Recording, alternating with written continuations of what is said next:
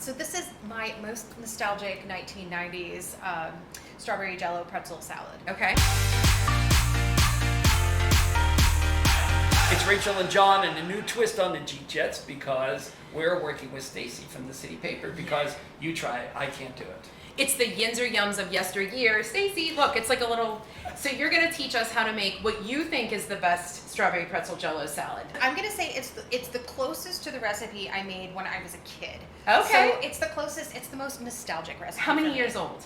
I think I was 12 the last time I made this. Oh, yeah, wow. I was in 7th grade the last time I made this. Okay. Which is why, if you actually read through the article from the column that I wrote, I admit to making 2 huge mistakes in making this recipe, which is so funny because I'm trying to pull up all these memories from. So obviously you need to get some good pretzels, and don't be fooled by the volume of pretzels in the bag, because once you start breaking these up, they turn to nothing. Sure.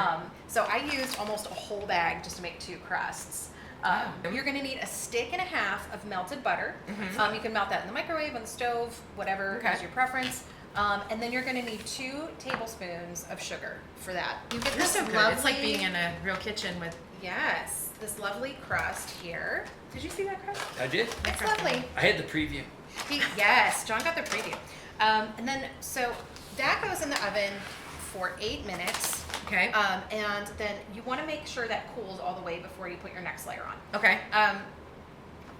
Cream cheese, you're going to use the whole block. You're going to make sure that either sits out for a few hours and gets nice and soft, or again, you can soften this in the microwave, in a microwave safe bowl, 30 seconds on 30% power. You're good. That's it. You're Okay. microwave savvy. Microwave savvy. And then you're going to mix that with your Cool Whip, or in my case, generic Cool Whip, but hey, whatever helps save some Aldi's money. the best. Yeah. Yes, Aldi's, thank you. That is going to get a half a cup of sugar added to that. You can either mix that by hand, it only takes a couple minutes, or you can use an electric beater. Again, only takes like a minute. And while that's going, I put my kettle on the boil with enough for 2 cups of boiling water. Mix that into my 6-ounce package of Jell-O. And then I whisked that around in a bowl until everything was dissolved, and then added my strawberries. Now, if you see my finished strawberry Jell-O pretzel salad, these are whole strawberries, and I'm kind of sad about it. I wanted more strawberry coverage and less whole strawberries. So the next time, I'm either going to try to find frozen sliced strawberries, or I'm going to take that, let them warm up for just a few minutes, stick them in the food processor, and break them into smaller pieces, just so there's more strawberry coverage next time. But it's the ultimate. It's the way. But you said you cut the sugar a little bit, right?